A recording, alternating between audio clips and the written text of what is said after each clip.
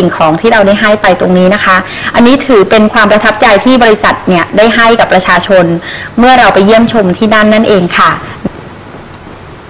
ค่ะในหัวข้อที่2นะคะการสร้างภาพพจน์นะคะหรือ image building เป็นการสร้างความรักความชื่นชมในตัวสินค้าและบริษัทนะคะรวมถึงความเข้าใจอันดีต่อกันนั่นเองนะคะการสร้างความรักความชื่นชมให้กับตัวสินค้าหรือบริษัทนี้เราจะทำอย่างไรนะคะอย่างแรกก็คือการทำในสิ่งที่เราต้องการที่จะนำเสนอเนี่ยให้คนเนี่ยเกิดความประทับใจนะคะเหมือนกับคนเราเนี่ยจะเจอใครครั้งแรกเนี่ย first impression เนี่ยสำคัญมากๆนะคะเพราะฉะนั้นเนี่ยเราจะทำให้คนเนี่ยเกิดความรักในตัวสินค้าหรือในตัวบริษัทของเราเนี่ยเราจะต้องมีการเปิดตัวสินค้าอย่างไรให้ประทับใจมากๆตรงนี้เนี่ยอาจจะเป็นการนำเสนอซึ่งเราก็ต้องดูกลุ่มลูกค้าด้วยนะคะว่าสินค้าชนิดนั้นเนี่ยลูกค้าเนี่ยต้องการรูปแบบไหนในการนำเสนอหรือบริษัทเราเนี่ยจะต้องดูทัมมิ่งนิดนึงนะคะดูระยะเวลานิดนึงว่าเราจะต้องมีการเปิดตัวบริษัทช่วงไหนซึ่งทำให้ลูกค้าหรือกลุ่มเป้าหมายของเราเนี่ยมาได้อย่างสะดวกและเป็นเวลาที่เหมาะสมโดยจะมีการนัดหมายไว้ล่วงหน้าแล้วก็อาจจะจัดสถานที่อาจจะเป็นที่โรงแรมที่ใกล้เคียงกับตัวบริษัทหรือตัวหน่วยงานที่เกี่ยวข้องกับเรานะคะมาได้สะดวกตรงนี้ก็จะทำให้การนำเสนอหรือการเปิดตัวบริษัทของเราเนี่ยเป็นไปด้วยความราบรื่นนะคะลักษณะนี้เป็นต้นนะคะและหัวข้อต่อไปก็คือทำให้เมื่อประชาสัมพันธ์ไปแล้วนะคะทำให้เกิดความเข้าใจนะคะหรือเรียกเป็นภาษาอังกฤษว่า understanding นะคะเพราะมีหลักความเชื่อที่ว่าเมื่อเกิดความประทับใจแล้วเนี่ยก็จะมีการพร้อมให้การสนับสนุนนะคะในงานของเราทุกด้านนั่นเองนะคะส่วนข้อที่3การให้การศึกษานะคะหรือคำว่า education นั่นเองนะคะการให้การศึกษาเนี่ยสำคัญมากๆแล้วก็ใช้ในงานประชาสัมพันธ์ได้ด้วยนะคะเพราะว่าปัจจุบันเนี่ยมีสินค้าและบริการใหม่ๆเกิดขึ้นมากมายนะคะทำให้ผู้บริโภคเนี่ยอาจจะยังไม่ยอมรับหรือเป็นสิ่งที่ใหม่เกินไปที่จะให้การยอมรับนั่นเองนะคะซึ่งตรงนี้เนี่ยที่ยกตัวอย่างมาลักษณะนี้เป็นต้นนะคะอย่างเช่นที่อยู่อาศัยประเภทคอนโดมิเนียมนะคะประมาณเราอาจจะมองย้อนไปใน10 ปีที่ผ่านมานะคะผู้บริโภคเนี่ยอาจจะไม่ให้ความสนใจในการที่จะซื้อที่อยู่อาศัยแบบคอนโดมิเนียมมากมายเท่าไหร่ใช่ไหมคะเพราะว่าคนเนี่ยผู้บริโภคหรือคนที่อยู่กันเป็นครอบครัวเนี่ยนะคะก็ไม่จำเป็นที่จะต้องไปอยู่คอนโดมิเนียมอาจจะดูคับแคบเกินไปแต่เดี๋ยวนี้วิถีชีวิตของคนกรุงนะคะหรือคนเมืองเนี่ยมีการเปลี่ยนแปลงไปก็คือว่าอยู่กันน้อยคนคนนึงอาจจะอยู่คนเดียวหรือว่าอยู่กับเพื่อน2 คนแล้วก็การทำงานอาจจะไกลกันก็อาจจะต้องย้ายไปอยู่คนเดียวซึ่งการที่อยู่อาศัยในลักษณะของคอนโดมิเนียมเนี่ยนะคะจึงมีความสำคัญกับทุกคนมากขึ้นเพราะว่าคอนโดมิเนียมเนี่ยส่วนใหญ่จะตั้งอยู่ใจกลางเมืองหรือใกล้แหล่งชุมชนซึ่งทำให้สะดวกต่อการเดินทางนะคะอาจจะนั่งรถไฟฟ้าใต้ดินหรือขึ้นรถไฟฟ้าเนี่ยก็สามารถเดินทางได้สะดวกแล้วก็รวดเร็วได้ตรงนี้นะคะคอนโดมิเนียมเนี่ยจึงเป็นที่สนใจของคนในเมืองมากๆนะคะซึ่งตรงนี้เขาก็ยอมเสียเงินจำนวนมากเพื่อที่จะซื้อความสุขแล้วก็อยู่ใกล้ๆที่ทำงานนั่นเองนะคะตรงนี้ก็เป็นที่คนให้ความสนใจมากๆนะคะอันนี้ก็ทำให้เป็นที่รู้จักแล้วซึ่งเป็นการปรับเปลี่ยนชีวิตเหมือนกันเพราะว่าสมัยก่อน10 ปีที่แล้วในคอนโดมิเนียมอาจจะไม่บูมเหมือนช่วงนี้นะคะแต่เดี๋ยวนี้คอนโดมิเนียมเนี่ยบูมมากนะคะในสังคมบ้านเมืองเราในขณะนี้ส่วนอีกเรื่องนึงก็คือการใช้เตาอบไมโครเวฟนะคะสมัยนี้นะคะเจ้าของผลิตภัณฑ์เนี่ยอาจจะไม่ต้องให้ข้อมูลข่าวสารมากอาจจะให้ข้อมูลออปชั่นเสริมว่าเนี่ยเตาอบไมโครเวฟสมัยนี้ต้องมีการทำอะไรเพิ่มเติมได้อาจจะเป็นแบบว่าต้มน้ำได้หรือมีการดูดควันซึ่งเป็นสิ่งที่ดูดควันซึ่งเป็นกลิ่นอันไม่พึงประสงค์เนี่ยนะคะเก็บเข้าไปในเครื่องได้ตรงนี้เนี่ยอาจจะมีการนำเสนอออปชันพิเศษเพราะว่าเดี๋ยวนี้ไมโครเวฟเนี่ยเป็นที่นิยมกันทุกบ้านทุกเมืองแล้วใช่ไหมคะทุกบ้าน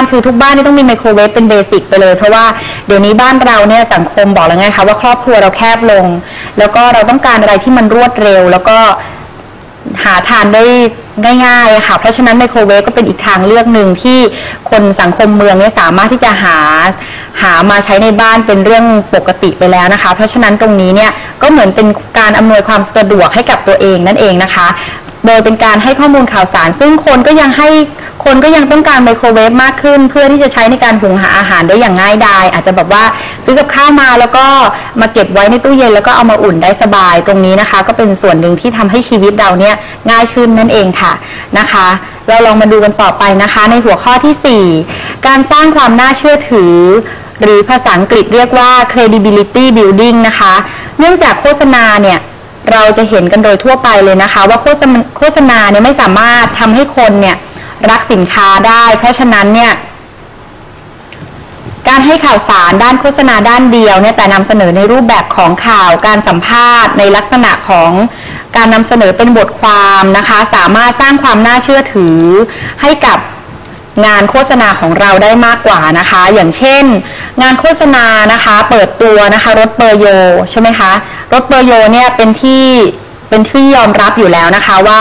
คนทั่วไปเนี่ยเป็นที่ยอมรับแล้วก็ขึ้นชื่ออยู่แล้วไม่ว่าจะเป็นรถเปอร์โยรถ BMW นะคะเป็นการรถที่การันตีมาตรฐานได้ว่าเป็นรถที่มีคุณภาพจริงๆนะคะเพราะฉะนั้นเนี่ยตรงนี้เนี่ยสามารถที่จะการันตีได้โดยตัวแบรนด์ของเขาแล้วก็สมรรถนะในการใช้งานของเขาอยู่แล้วแต่ถ้าเกิดเรานำเสนอในรูปแบบของการโฆษณาเนี่ยอาจจะไม่น่าเชื่อถือเท่าไหร่เท่าที่ควรเพราะฉะนั้นเนี่ยเราก็ต้องมีการนำเสนอในรูปแบบของงานด้านประชาสัมพันธ์นะคะอาจจะนำเสนอในรูปแบบของข่าวในรูปแบบของการสัมภาษณ์ใช่ไหมคะสัมภาษณ์ผู้เชี่ยวชาญด้านการใช้รถในด้านการใช้รถเปอร์โยอย่างเงี้ยคนที่แบบว่ามีประสบการณ์อาจจะใช้รถมาหลากหลายแล้วก็อาจจะเป็นบุคคลที่มีชื่อเสียงในสังคมนะคะตรงนี้เนี่ยจะทำให้คนเนี่ยเชื่อถือแล้วก็อยากมาหันมาใช้รถเปอร์โยมากยิ่งขึ้นด้วยหรือเราอาจจะเขียนเป็นบทความซึ่งรถนี้อาจจะมีการทดสอบสมรรถนะกันเรื่อยนะคะเพราะฉะนั้นเนี่ยอย่างที่บอกมาแล้วว่ารถเปอร์โยเนี่ยเราได้เขียนเป็นบทความเพื่อบรรยายให้ฟังให้คนทราบว่ารถเปอร์โยเนี่ยคว้าชัยชนะการแข่งขันกลางปีมาแล้ว3 ปีซ้อนเพราะฉะนั้นเนี่ยแสดงว่าตัวเครื่องและคุณภาพของเครื่องเนี่ยสามารถการันตีได้นะคะแต่เราจะทำยังไงให้ประชาชนเนี่ยเชื่อถือแล้วก็ศรัทธาในสิ่งนี้จริงๆเพราะฉะนั้นเราก็ต้องทำเขียนออกมาผลิตออกมาในรูปแบบของบทความนั่นเองค่ะนะคะพร้อมทั้งให้รายละเอียดเพิ่มเติมว่าเนี่ยรถเปอร์โยเนี่ยสามารถทำให้เราเนี่ยนะคะรู้สึกดีกับสิ่งนี้มากขึ้นนั่นเองเป็นการแบบว่าสนับสนุนให้คนเชื่อถือเรามากขึ้นนั่นเองนะคะในเรื่องที่จะใช้สินค้านั้นๆนั่นเองนะคะเพราะฉะนั้นนะคะเราจะมาดูในหัวข้อต่อไปนะคะว่าเดี๋ยวครั้งหน้านะคะในเรื่องหลักการประชาสัมพันธ์นะคะก็จะมีในเรื่องหลากหลายข้อมูลข่าวสารอย่างที่บอกมาแล้วว่าการนำเสนอข้อมูลข่าวสารให้กับประชาชนได้รับทราบการนำเสนอเรื่องราวความเคลื่อนไหวขององค์กรและหน่วยงานการสร้างภาพพจน์การสร้างภาพลักษณ์ที่ดีให้กับองค์กรโดยอาศัยการประชาสัมพันธ์เป็นหลักงานประชาสัมพันธ์นะคะเป็นงานปิดทองหลังพระเพราะฉะนั้นเนี่ยงานประชาสัมพันธ์เนี่ยต้องการสร้างความน่าเชื่อถือให้กับประชาชนโดยการที่เราต้องมีการทำอะไรด้วยความจริงใจนะคะงานโฆษณาเนี่ยมันจะต่างกับงานประชาสัมพันธ์เพราะว่างานโฆษณาอาจจะบอกประชาชนได้ไม่หมดทุกเรื่องอาจจะบอกแต่ในเรื่องดีๆใช่ไหมคะของตัวสินค้าเพราะงานโฆษณาเนี่ยมีเวลาที่จำกัดในการนำเสนอแต่งานประชาสัมพันธ์เนี่ยเราสามารถนำเสนอไปยังประชาชนกลุ่มเป้าหมายได้อย่างต่อเนื่องนะคะไม่ว่าจะเป็นด้านข่าวด้านสารคดีเป็นบทความเป็นนิตยสารจุลสารวารสารหรือนำเสนอทางหนังสือพิมพ์นะคะเพื่อเป็นการตอกย้ำว่าหน่วยงานของเราหรือองค์กรของเราเนี่ยมีความเคลื่อนไหวหรือมีการพัฒนาทางด้านคุณภาพของหน่วยงานของเราไปในด้านใดบ้างซึ่งตรงนี้นี่สำคัญมากๆนะคะงานประชาสัมพันธ์เนี่ยถือเป็นงานปิดทองหลังพระ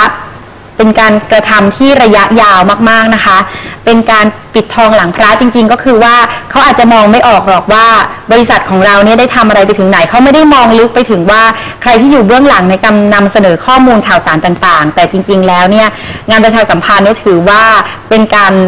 เหมือนแบ็กอัพอะค่ะเป็นคนอยู่เบื้องหลังที่ทำให้บริษัทของเราเนี่ยเจริญก้าวหน้าแล้วก็เป็นที่พึ่งพาหรือเป็นหน้าตาของ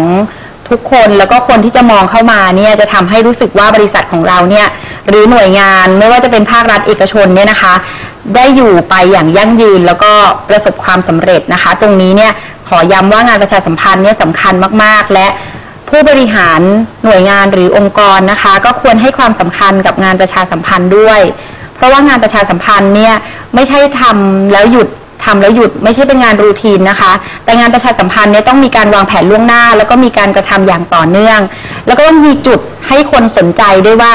ตรงนี้นะเราต้องการจะนำเสนออะไรออกไปซึ่งมันจะต้องมีการจัดแบบ Open House หรืออะไรต่างๆนะคะหรือว่าเป็นการออกแบบว่าออกบูธต่างๆหรือจัดนิทรรศการเป็นการตอกย้ำให้ทราบว่าบริษัทของเราเนี่ยใส่ใจประชาชนแล้วก็